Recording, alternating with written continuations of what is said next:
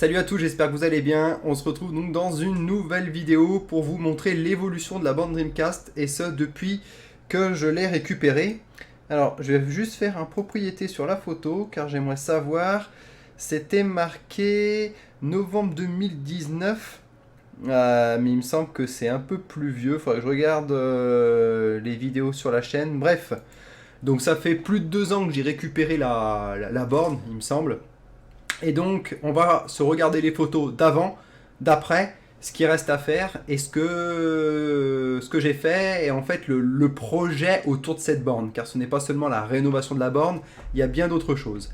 Donc on va commencer. Donc voilà quand je l'ai récupéré, ici, là où je mets ma souris, je regarde le retour, ouais, on voit bien. Vous voyez, c'était tout jauni. Enfin, c'est même pire que ça. Entre le jaune, un peu de marron, la peinture totalement enlevée. Là, on voit qu'il y avait un sticker et donc on voit les traces. La manette toute jaunie, le bleu qui ressort plus comme à l'origine. Bref, elle était dans un état, enfin, faut dire ce qui est, catastrophique. Sincèrement, en plus, je l'avais payé cher par rapport à l'état dans lequel est cette borne. Enfin, j'en perds les mots tellement. Elle est vraiment pitoyable. J'avais la chance quand même d'avoir, on va dire, tous les éléments au niveau matériel. Voilà, là on voit aussi. Donc je l'avais mise dans le garage, cette borne. Mais on voit bien ici, globalement, on pourrait croire que le rendu, enfin qu'elle est dans un état correct. Mais regardez, là, la peinture s'était complètement enlevée. Là, c'était pareil. Le port-manette, il n'y avait plus les rivets dessous. Au niveau de la couleur, là, elle était toute jaunie. Bref, elle était vraiment dans un sale état. Donc là, on continue, c'est pareil. Donc la vue de derrière.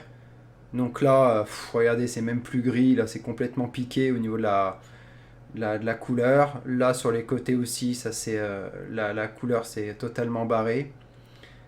On va, hop là, derrière. Donc ici, c'est le cache donc, qui s'enlève. Le cache qui permet d'accéder facilement à l'alimentation, à tout ce qui est au système électrique de la borne.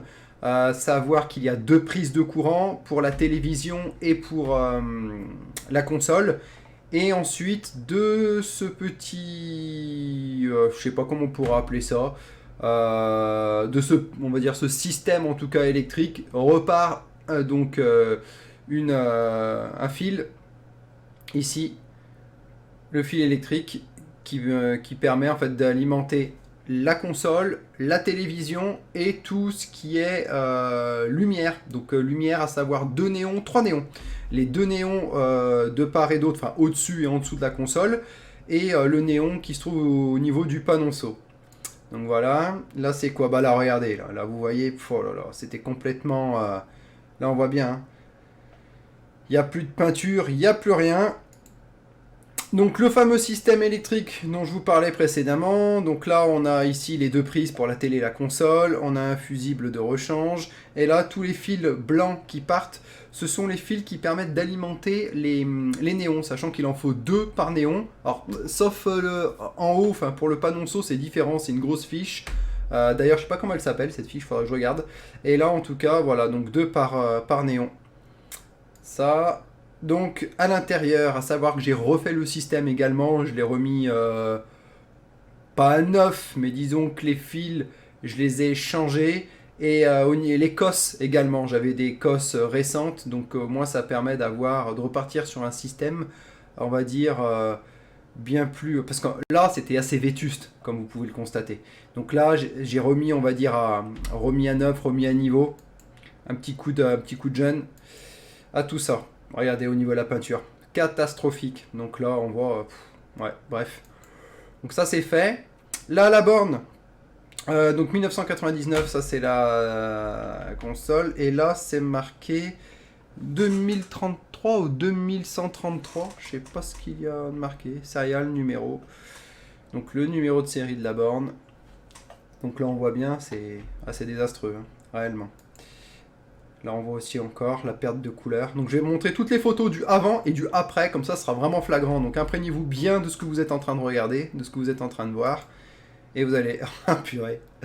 Ah là c'est pas joli, hein. Ça c'est dégueu. Ah, J'ai tout poncé. J'ai tout poncé, j'ai apprêté après et j'ai mis la peinture. Hop là, là aussi. Donc là c'est l'arrière au niveau du port manette. En fait ici, enfin du port manette.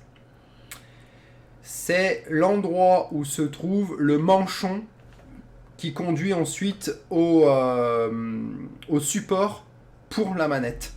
Donc là, ici, il y a le fil de la manette et ensuite, on vient enficher par-dessous là, la manette. Donc là, on le voit bien. Donc j'explique après, quand j'ai mis la peinture, ce que j'ai fait. Vous verrez, j'ai fait une petite vidéo aujourd'hui pour compléter. Donc ça, c'est le devant de la borne. Donc avec la spirale. Donc je dis une chose très importante. Regardez la spirale comme elle est. Si vous regardez, le trait, il n'est pas linéaire. Et c'est bien d'origine. Et ça, je peux vous dire une chose. Attendez, je vais essayer de zoomer. On va faire comme ça. Tac, tac, tac. Voilà, pour que vous puissiez bien voir. Vous comprendre surtout. Donc, la spirale, elle n'est pas linéaire. Vous voyez, ça fait pas des arcs de cercle. Là, c'est quasiment un trait droit. Là, ça part. Et même là, vous voyez, c'est tout tordu. La spirale est toute tordue. Là, on arrive là. Là, enfin, de toute façon, c'est flagrant. Même là, il y a plein de... Là, c'est tout tordu. Et ça, c'est d'origine. Ça, c'est la spirale Dreamcast d'origine. Elle n'est pas linéaire. Ce ne sont pas des arcs de cercle parfaits. L'alignement, il n'est pas parfait, vous voyez. Donc là, pour la suite de la borne, j'ai dû créer un modèle et détourer ce même logo. Donc ce que j'ai fait, c'est que je l'avais mesuré. J'ai pris sur Internet le logo. J'ai remis les dimensions sous Photoshop. Ensuite, ça m'a permis, enfin, je l'ai imprimé et ça m'a permis d'avoir la bonne dimension, la bonne forme. Ensuite, je l'ai découpé et vous verrez par la suite ce que j'ai fait grâce à ça pour pouvoir tout simplement peindre. Parce que quand il faut peindre toute la surface, voilà. Quand il faut peindre toute la borne, donc là tout ce que vous voyez autour, eh ben, fallait pas que je peigne dessus. Ou alors, il y avait une autre solution par la suite, mais d'ailleurs, je viens de penser que... Enfin, vous verrez, je vous en dis pas plus, mais voilà. Donc là, c'est tout jauni, on voit bien. Ah, c'est vraiment dégueulasse, on voit même... Alors, je l'avais peut-être poncé, là, à ce moment-là, parce que je vois un peu des traces, je sais plus si je l'avais poncé à ce moment-là. Mais si, je l'avais poncé, parce que là, il y a le solde. Ok, donc je l'avais poncé. Voilà, les supports pour manette. Donc ce que je vous disais tout à l'heure, on voyait derrière l'attache, le maintien, bah là voilà, donc là c'est le support. Donc c'est une bande de démonstration, donc ça c'était fait pour que les gens puissent y jouer, mais qu'ils puissent pas repartir avec la manette. Donc qui était enfichée ici, là, avec comment ça s'appelle, une vis Torx et un boulon. Donc le fil il passe par là, là où je mets ma souris. Et là, on venait mettre la manette, ça ici qui venait s'enficher là. Il y avait aussi un autre support qui vient derrière. Et en fait, ça faisait donc 3 trous, là, là et l'autre qui n'y a pas ici. Et ça permettait de mettre la manette et la carte mémoire. On continue. Donc là, on voit bien, c'est tout rouillé, c'est pas beau. Donc ça, c'est pas un défaut. Là, vous voyez que c'est plié. Hein. C'est normal. Hein. Ça prend le pli de la manette. Donc ça, c'est tout à fait normal. Voilà la borne. Donc là, les éléments que vous pouvez voir ici, là où je montre, là, cet élément-là, tac, et cet élément là, je les avais déjà repeints, donc vous voyez, ça sans faire au plus exprès, c'était même pas fait exprès cette photo, mais on voit bien la différence entre là, où c'est tout peint, et là, et encore que la photo, là, il y a pas mal d'éclairage, donc ça masque un peu les imperfections, et pourtant il y en a énormément. Donc là, c'était l'atelier ponçage, comme vous pouvez le constater, tout ce qui était les éléments bleus de la console, donc j'ai tout poncé. Vous voyez, là, voilà, j'ai tout poncé pour tout simplement faire ce qu'il fallait pour que la peinture puisse accrocher. Donc il faut absolument poncer, sinon vous partez sur du, comment dire, du dégueulasse et vous allez peindre par-dessus quelque chose, ça va être un cache-misère. Alors que là, au moins en ponçant correctement, en mettant une couche pour apprêter la matière et ensuite la peinture, vous avez un résultat au top. Voilà, donc... C'est ce que je vous disais tout à l'heure, la petite préparation de la spirale. J'ai détouré, donc vous voyez le logo, je l'avais découpé. Donc la découpe, c'était... alors j'ai pas mis trop de temps pour ce long. mais c'est vraiment pénible parce qu'en fait, comme je vous disais, c'est pas linéaire au niveau de la spirale, vous voyez. Donc là, ça fait quasiment un tout droit, là, c'est un petit peu en biais, là, ça revient, ça fait un arrondi, ça repart en biais, etc. Bref, elle est toute difforme, cette spirale, c'est fait exprès et c'est super compliqué. Donc là, j'avais mis du scotch double face, hop, et du coup, j'ai fait tout le tour avant de passer la peinture. Là, on voit bien. Voilà, regardez, c'est pareil ici, j'ai enlevé les œillets, donc là au niveau des manchons pour la manette, et quand on enlève les œillets, bah forcément c'est dégueulasse, et donc du coup il a fallu que je nettoie, pareil que je ponce, pour pouvoir faire la peinture. Je sais plus si ça... Bah non, celle-là on l'avait pas vue. Et c'est la fin.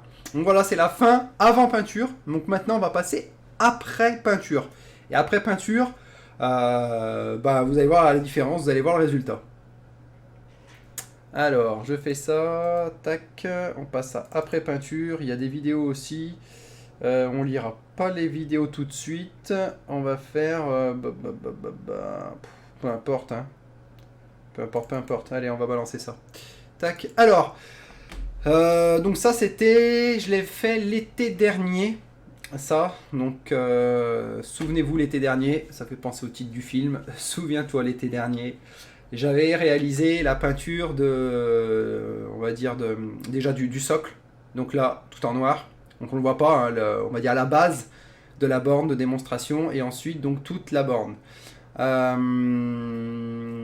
Donc ça s'est fait assez facilement, le plus dur c'est d'éviter à ce qu'il y ait des coulures, parce qu'en fait je l'ai fait à la bombe.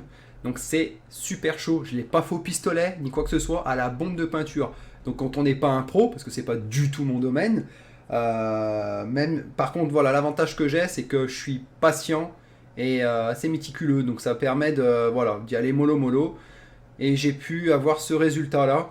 Et je vous assure que, enfin, je voulais vraiment pas qu'il y ait de coulure, parce que sinon c'est vraiment une catastrophe, quoi. Donc je mettais petit à petit, j'ai passé plein de couches. Petit à petit, je me mettais à peu près 20 cm et puis je passais assez régulièrement et j'ai remis les couches. Donc voilà, donc là on voit la borne aussi de l'autre côté, vous voyez, voilà, ça. Ensuite, voilà, alors regardez, c'est ça qui est important que je voulais vous montrer. C'est-à-dire que là, ce résultat-là, c'est une fois que la peinture vient d'être mise. Alors j'étais surpris du résultat parce que c'est assez flashy, mais en fait, le résultat après peinture, voilà ce qu'on a. On se retrouve avec ça comme résultat. Donc c'est vraiment le bleu de la Dreamcast. C'est pas le... Là ça fait vraiment un bleu très très très flashy. Il faut attendre que la peinture sèche totalement. Et voilà en fait le rendu qu'on a. Donc au début, c'est vrai que quand je l'ai fait, je me suis dit, oulala, c'est assez flashy, mais en fait non. Les éléments qui avaient été repeints déjà, donc ça c'est au niveau du socle pour la télévision. Enfin une partie, parce que ça vient se superposer par-dessus un autre endroit, le petit coffre de la Dreamcast. Par-dessus il y a ça, et on met la télévision. Donc c'est un cathodique Sony. Là c'est la plaque à l'arrière de la borne. Ça c'est pas la plaque pour l'accès à l'alimentation, je sais plus, parce qu'il y a deux, à l'arrière il y a deux petites plaques, il y a ça, il y en a une autre.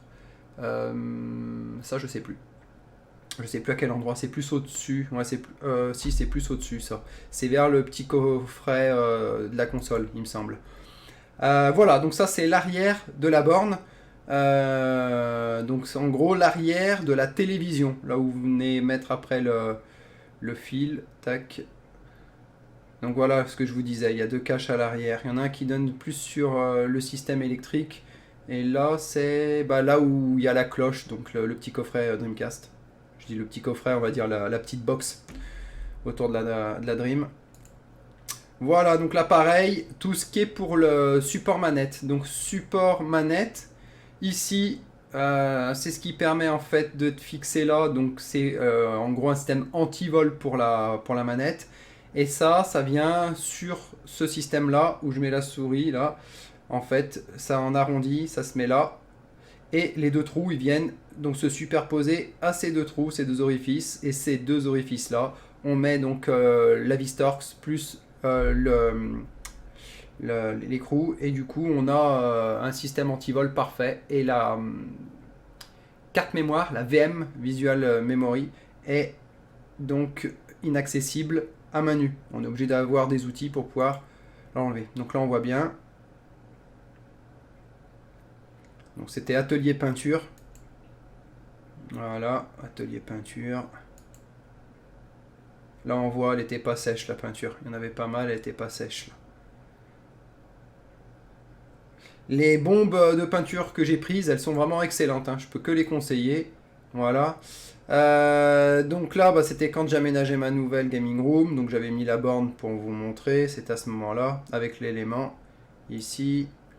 On retourne donc sur la borne. Donc j'étais en train de là superposer le logo de la Dreamcast. Franchement, super long. Rien que pour ça, franchement, super long. Trouver le logo, mettre à la bonne dimension, imprimer, détourer, masquer. Long. Et le plus dur reste à faire, enfin le plus dur, le plus long reste à faire, c'est Dreamcast ici. Parce que du coup, j'ai là actuellement, bah, on peut le voir sur la miniature, là je suis en petit, mais je remettrai en gros à la fin.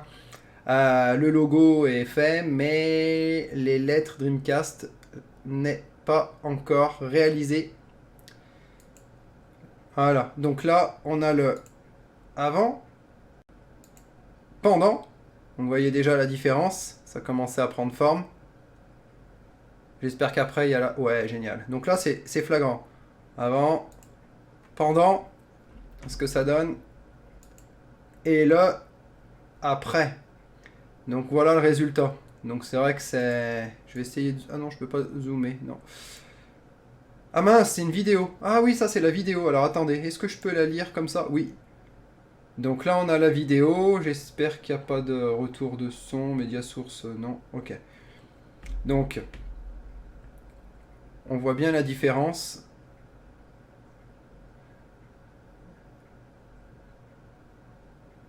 Voilà.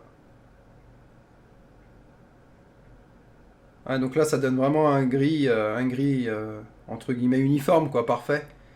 Pareil, j'avais masqué les, les serrures ici. Là c'est quoi? Est-ce que c'est une autre vidéo ça encore? Ah oui, ce que je vous disais. Hop là, pause. Ah, on voit pas bien, ah, c'est flou. Je vais essayer de remettre à un autre endroit. Tac.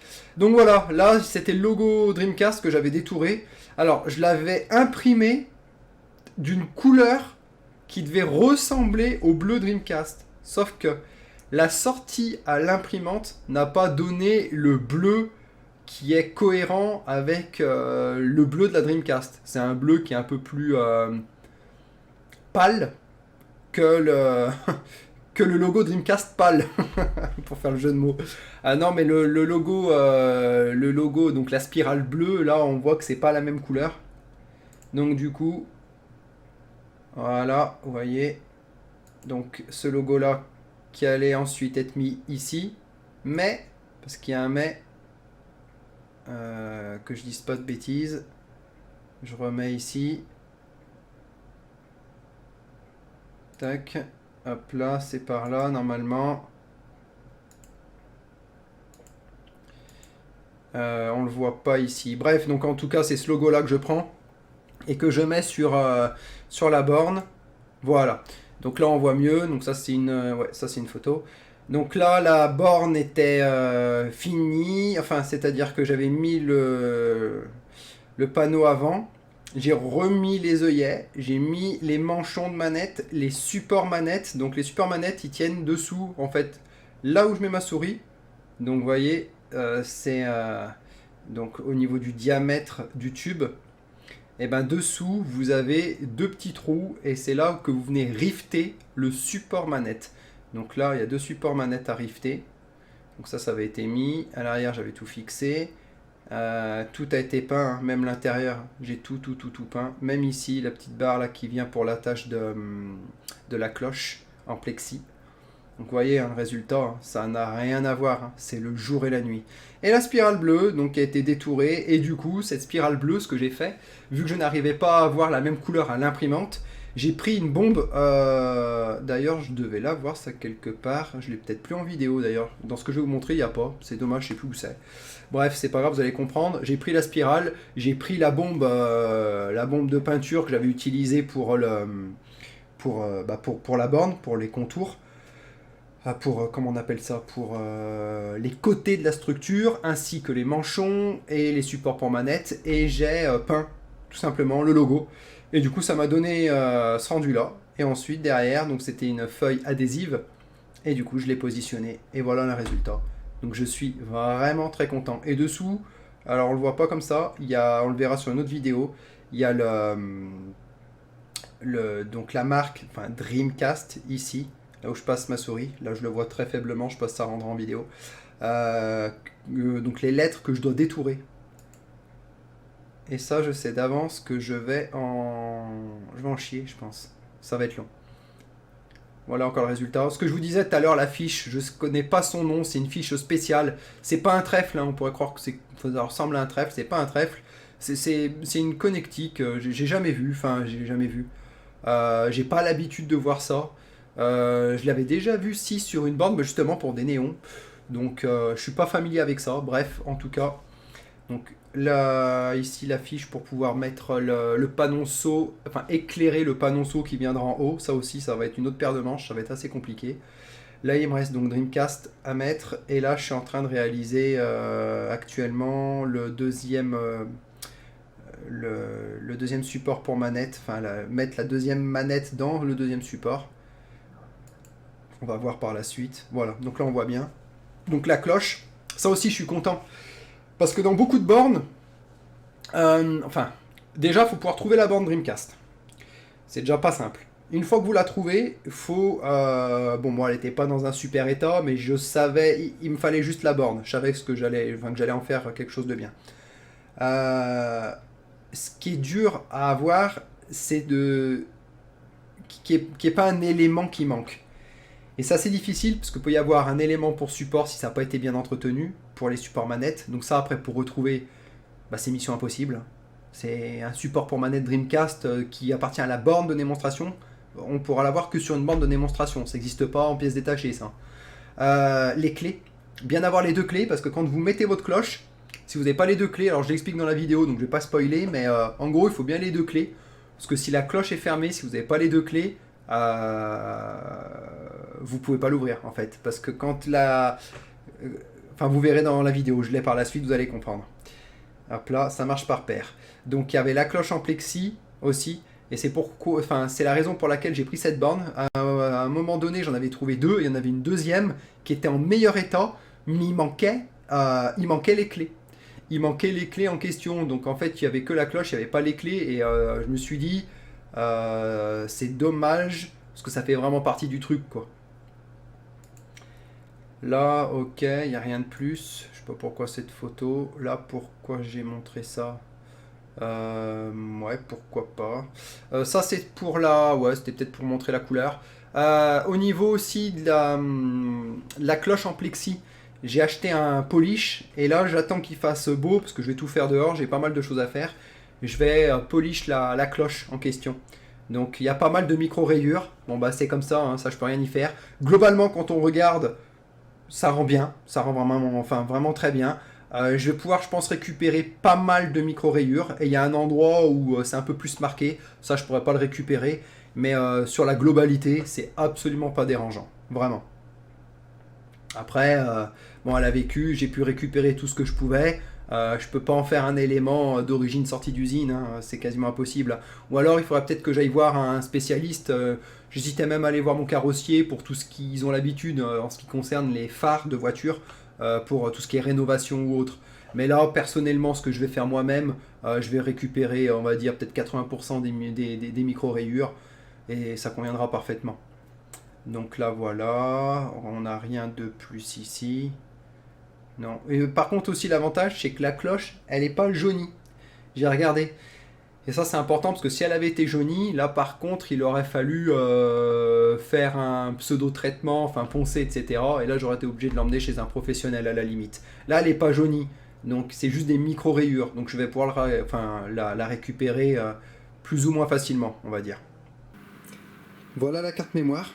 Donc là, comme on peut le constater, vous voyez, elle est toute jaunie. Donc quand je vais la mettre comme ça, ici insérée dans la console, même si on ne voit pas parce que derrière il y aura un cache, moi je le sais, même au niveau de l'écran là et tout ça. Donc je vais l'ouvrir à nouveau. Vous voyez, elle est dégueulasse, hein. Enfin dégueulasse, c'est pas qu'elle est dégueulasse, en fait elle est toute propre, mais elle est jaunie. Donc on va user du Retro Bright, chose que je devais faire déjà depuis un petit moment, mais le temps n'est pas clément, et la fois où il l'a été, j'avais d'autres choses à faire. Donc du coup, j'attends très rapidement du soleil pour pouvoir faire cette manipulation.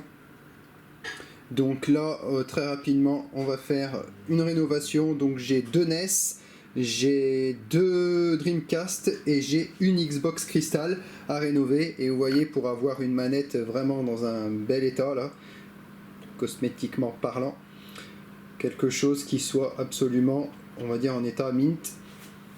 Donc je vais faire ça. Donc une fois que la carte mémoire sera faite, je la mettrai et je pourrai avoir une carte mémoire donc, qui marche aussi bien pour l'overclock qu'en mode normal. Je mettrai d'autres cartes mémoire.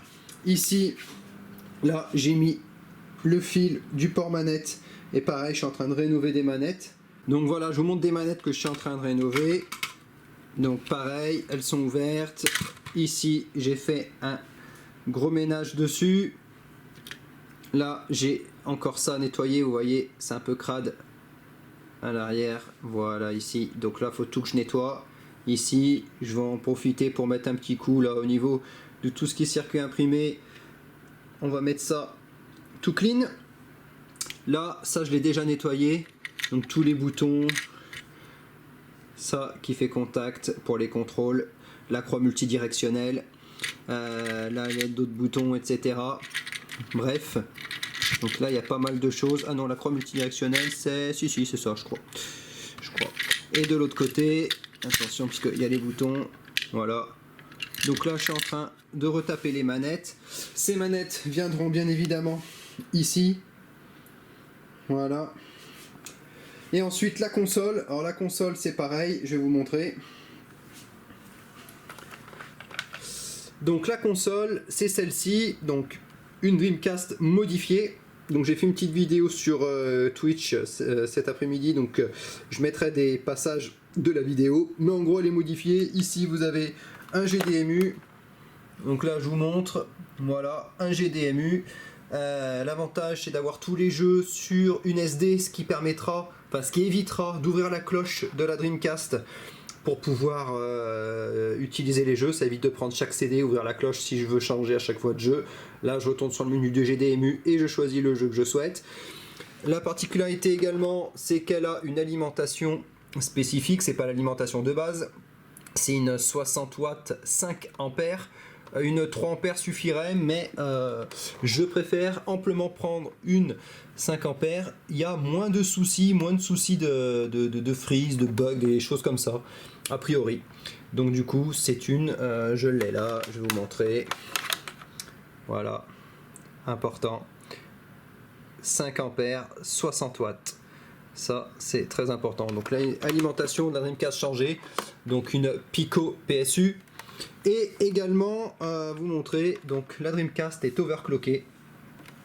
Donc voilà, le CPU, excusez-moi, pas le CPU est overclocké avec 2 positions. Je vais essayer de vous montrer ça correctement. Voilà, je zoome. On a 2 positions, le 1 au-dessus, le 0 en dessous, et en fait c'est bien marqué là. Je vais essayer de zoomer au mieux. Voilà, vous voyez marqué overclock avec la petite flèche qui va vers le haut. En fait, quand je mets ici position vers le haut, la Dreamcast est overclockée de 20%. Alors pourquoi l'overclocker? C'est que tout simplement, en fait, dans la borne ici, je vais mettre tous les jeux Dreamcast, mais je vais mettre également tous les portages. Les portages Atomiswave, notamment le Dolphin Blue, que vous voyez ici, le Dolphin Blue. Et il y a d'autres portages de jeux. Il y a également il y a du Metal Slug, il y a du King of Fighter, bref, il y a plusieurs jeux, Knights of Valor.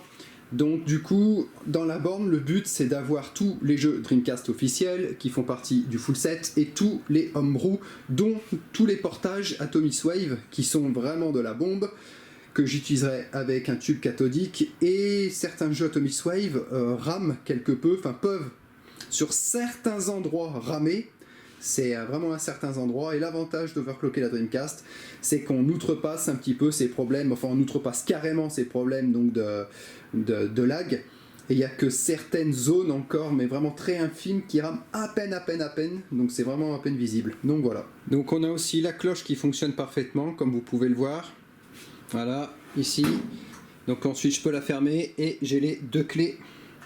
Donc il faut bien les deux clés, parce qu'en fait l'une sans l'autre ça fonctionne pas, c'est-à-dire qu'en fait si vous préférez, attendez je vais faire comme ça sera plus simple, ça, c'est-à-dire que là, quand c'est dans cette position là, je peux enlever la clé, mais si je fais ça, là je peux pas enlever la clé, c'est-à-dire que quand j'ouvre la tirette, si j'ouvre la tirette ici, je peux pas enlever la clé, donc si en fait j'ouvre les deux côtés, là, vous voyez il n'y a plus voilà, le petit crochet, donc là je peux enlever la clé.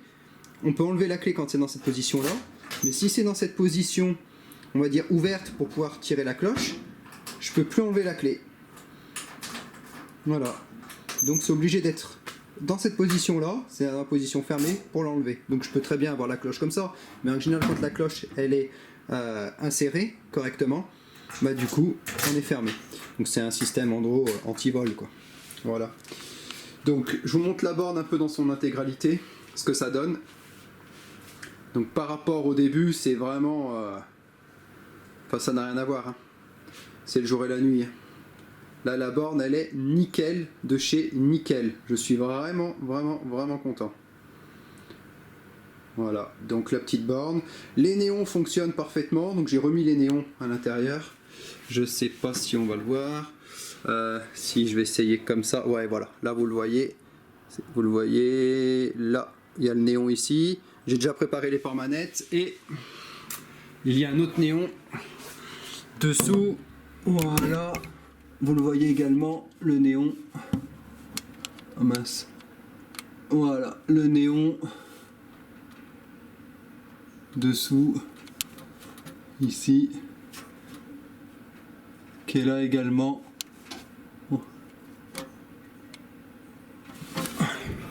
Voilà, et l'arrière. Ça peut être pas mal de voir aussi l'arrière. Ici, avec l'alimentation, enfin tout le système électrique qui permet d'alimenter et les néons, et de brancher la télé, et de brancher la Dreamcast. Donc ici on branche la Dreamcast, là, et la télé, Dreamcast et télé. Les néons sont aussi alimentés, ce sont tous les fils blancs là que vous voyez partir. Et ensuite la borne, il y a donc une alimentation principale, enfin générale, qui part donc de la borne et qui va jusqu'à la prise électrique là-bas. Voilà pour cette vidéo. Donc comme je vous avais dit, c'était un projet qui me tenait à cœur. Tout projet que je décide de faire, moi je le mène à son terme. Et là réellement, il reste donc la partie Retro Bright, donc de la console. Donc voilà, on va dire ce qui reste. Il faut que je rénove les consoles, donc tout ce qui est plastique des consoles. Je vous montrerai, je ferai une vidéo à part, parce qu'aujourd'hui, il y a une possibilité, au lieu de mettre 3 produits, à savoir du Vanish, Crystal Oxyaction, enfin Crystal Action, je sais pas quoi, plus de l'épaississant alimentaire, enfin pour bébé, plus de l'eau oxygénée, il me semble que c'est la combinaison des trois. Il y a la possibilité via du peroxyde d'hydrogène d'atteindre le même résultat. Donc je vais le faire, je vous montrerai le produit que j'ai acheté, le pourcentage, c'est-à-dire qu'il y a un pourcentage en question. Ce n'est pas du 35% que j'ai pris, car le 35% c'est entre guillemets, c'est illégal, enfin c'est pas illégal, mais ce n'est pas vendu librement. Il faut obligatoirement joindre des justificatifs, pièces d'identité, etc. Bref, j'ai préféré prendre quelque chose qui était en vente libre, où il faut se concentrer sur une durée plus longue. Tout simplement, les effets seront moins rapides que si j'avais pris du 35%. Je vous montrerai ça. Donc, rénover les plastiques, je vais en profiter pour faire... Attends,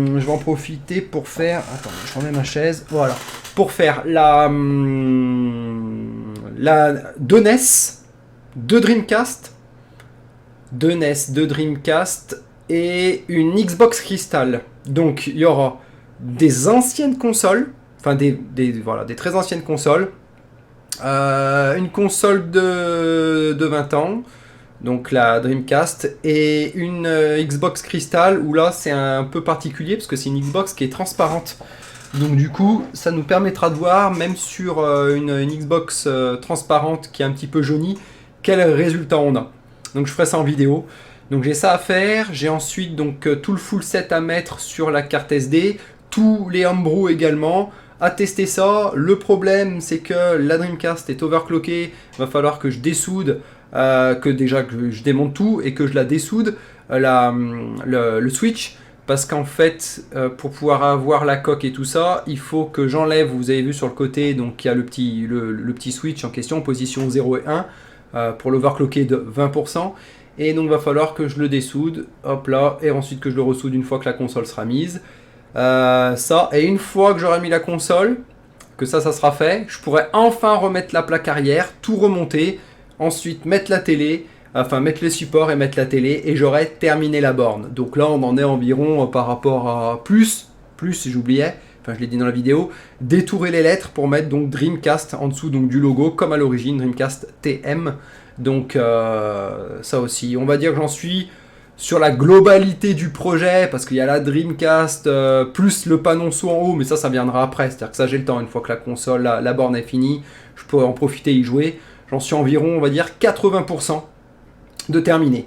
Donc je voulais vous montrer un petit peu, parce que c'est vrai que c'est quelque chose, c'est un projet que j'ai fait sur le long terme. Comme je vous ai dit, le plus dur c'était de trouver la borne. Une fois qu'elle est à la maison, j'ai tout mon temps. Elle est à la maison, je m'y penche une fois de temps en temps et voilà. Et là j'ai mis vraiment un gros coup de boost, parce que ça me tenait à cœur, et surtout que maintenant dans cette nouvelle gaming room, je peux afficher mon full set, alors qu'avant vous savez qu'il était planqué. Alors je l'affiche pas pour l'afficher, mais c'est, disons qu'aujourd'hui je peux vraiment profiter de voir ma petite collection à côté de ma borne Dreamcast, ce qui a bercé ma jeunesse. Et ça m'a donné envie en fait à chaque fois que je passais et que je voyais mon full set de me dire mince purée j'ai la borne, ça serait bien de m'y mettre là quand même. Donc là ça fait vraiment plaisir déjà de l'avoir dans cet état là, de l'avoir rénové, de l'avoir fonctionnel, de voir les néons qui fonctionnent, le système électrique, de voir la peinture mise, etc. Donc c'est vraiment plaisant. Voilà, c'était pour que vous puissiez suivre cette petite aventure avec moi, comme je vous avais dit, hein, chose promise, chose due. La borne avance, et donc du coup, je compte bien la terminer très rapidement, dès qu'il y a du soleil, pour pouvoir faire ce rétro-bite qui me bloque énormément. Voilà, je vous laisse, je vous dis à très bientôt pour une prochaine vidéo. Ciao, ciao!